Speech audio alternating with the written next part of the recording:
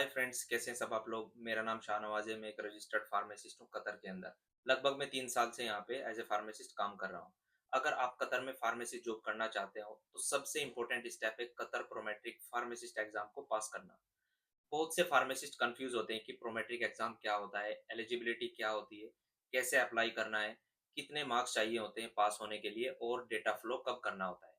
इस वीडियो में complete step by step explain करूंगा from eligibility to book your exam. So अगर आप गल्फ में फार्मासिस्ट बनना चाहते हो तो इस वीडियो को एंड तक जरूर देखें। सबसे पहले समझते हैं कि प्रोमेट्रिक एग्जाम एक्चुअली होता क्या है। कतर प्रोमेट्रिक फार्मेसिस्ट एग्जाम एक लाइसेंसिंग एग्जाम है जो फार्मासिस्ट को पास करना होता है बिफोर वर्किंग इन कतर। इस एग्जाम को कंडक्ट करता है प्रोमेट्रिक और लाइसेंस इशू करता है ministry of public health Qatar. Simple words में अगर कहें तो डिग्री लेने के बाद आप फार्मासिस्ट बन जाते हैं, बट कतर में प्रैक्टिस करने के लिए आपको लाइसेंस की रिक्वायरमेंट होती है। अब बात करते हैं एलिजिबिलिटी क्राइटेरिया की। कतर में फार्मेसिस्ट एग्जाम देने के लिए जनरली कुछ रिक्वायरमेंट्स होती हैं, जैसे बैचलर ऑफ फार्मेसी। आपकी जो डिग्री है वो किसी रिकॉग्नाइज्ड यूनिवर्सिटी या कॉलेज से होनी चाहिए और मिनिमम आपको 2 साल का एक्सपीरियंस होना चाहिए, वो चाहे रिटेल फार्मेसी का हो या हॉस्पिटल फार्मेसी का हो। और एक इंपॉर्टेंट रिक्वायरमेंट होती है primary source verification through data flow group. बहुत लोग पूछते हैं कि डेटा फ्लो क्या होता है। डेटा फ्लो ग्रुप एक इंटरनेशनल वेरिफिकेशन कंपनी है जो चेक करती है डिग्री जेन्युइन है या नहीं, एक्सपीरियंस सर्टिफिकेट रियल है या नहीं, लाइसेंस ऑथेंटिक है या नहीं। इस प्रोसेस को पीएसवी मतलब प्राइमरी सोर्स वेरिफिकेशन भी कहते हैं। डेटा फ्लो के लिए आपको कुछ डॉक्यूमेंट्स अपलोड करने होते हैं, जैसे passport copy, pharmacy degree, experience certificate, licence या रजिस्ट्रेशन सर्टिफिकेट और good standing certificate if applicable. अब बात करते हैं एग्जाम पैटर्न की। Qatar Prometric pharmacist exam generally computer based exam होता है। इसमें 150 क्वेश्चन पूछे जाते हैं। आपको 3 घंटे का टाइम मिलता है और आपको इसमें से 60% अचीव करना होता है। मतलब आउट ऑफ 150 आपको 90 क्वेश्चन सही करने होते हैं। Questions mostly clinical and practical pharmacy knowledge से आते हैं, जिसके मेजर टॉपिक्स होते हैं pharmacology, therapeutics, drug interaction, antibiotics, pharmacy calculation, hospital pharmacy, community pharmacy practice और पेशेंट काउंसलिंग। अगर आप एग्जाम प्रिपेयर कर रहे हो तो इन टॉपिक्स पर जरूर फोकस करें। जैसे फार्माकोलॉजी में major drug classes, anti hypertensive, antibiotics, anti diabetics और NSAIDs. Second clinical pharmacy disease management, जैसे diabetes, hypertension, asthma, cardiovascular disease. Number third drug interaction.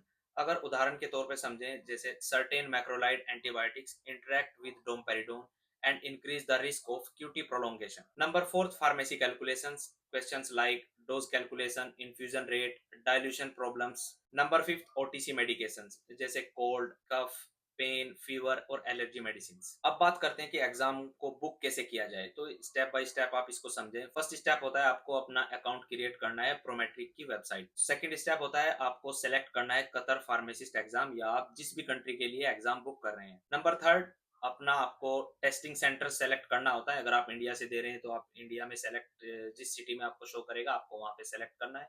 अगर आप किसी भी गल्फ कंट्री से दे रहे हैं तो वहां पे आपको वो सिलेक्ट करना है। स्टेप नंबर फोर्थ, आपको एग्जाम की फी पे करनी है। ये यूजुअली 200 टू 250 यूएसडी डॉलर में होती है। अगर इंडियन रुपीज में बात करूं तो 20 से 25 हजार की आपकी फीस लगती है। अगर आप फर्स्ट अटेम्प्ट में पास होना चाहते हो तो ये टिप्स को जरूर फॉलो करना। दिन में 2 से 3 घंटे जरूर पढ़ें, एमसीक्यूज को प्रैक्टिस करो और ड्रग इंट्रैक्शन को रिवाइज जरूर करो, फार्मेसी कैलकुलेशंस की प्रैक्टिस जरूर करो। अगर बेस्ट प्लानिंग या बेस्ट स्ट्रेटजी के बारे में मैं आप लोगों को बताऊं तो इसमें 10 साल के जो एमसीक्यूज होते हैं उनकी प्रैक्टिस करनी है, क्लिनिकल केसेस को सोल्व करना है और इंपॉर्टेंट ड्रग क्लासेस को रिवाइज करना है। एग्जाम पास करने के बाद नेक्स्ट स्टेप होता है लाइसेंस एक्टिवेशन का। ये प्रोसेस होता है through ministry of public health Qatar, अगर आप कतर के लिए अप्लाई कर रहे हैं।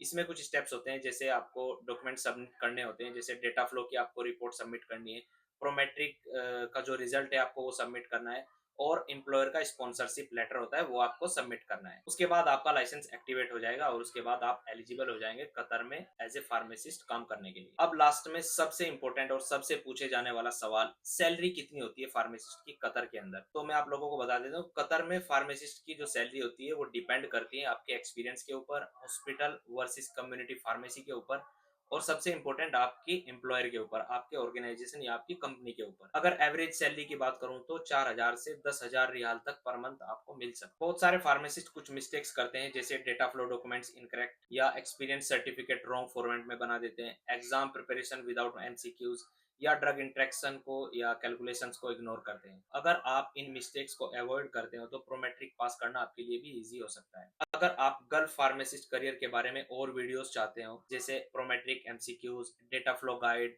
फार्मासिस्ट जॉब अपडेट्स और गल्फ सैलरी इन्फॉर्मेशन, तो इस चैनल को सब्सक्राइब ज़रूर करें। और आप लोग कमेंट करके बताइए आप लोग किस कंट्री के लिए प्लानिंग कर रहे हैं, जैसे UAE, Saudi, Qatar, Bahrain and Kuwait. तो आज के लिए इतना ही, मिलते हैं नेक्स्ट वीडियो में।